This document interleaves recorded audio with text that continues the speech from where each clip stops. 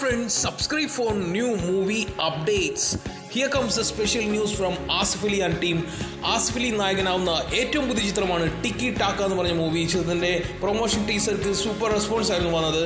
ഇതാ പടം റിലീസിന് തയ്യാറെടുക്കുകയാണ്. ടിക്കി ടാക്ക സിനിമയുടെ ഒഫീഷ്യൽ ട്രെയിലർ ഉടൻ തന്നെ വരുന്നു എന്നാണ് അണിയർ വൃത്തങ്ങൾ അറിയാൻ കഴിഞ്ഞിട്ടുള്ളത്. Here comes the official trailer for Tiki Taka movie. Action hero ആയി ആസിഫ് അലി വരികയാണ്.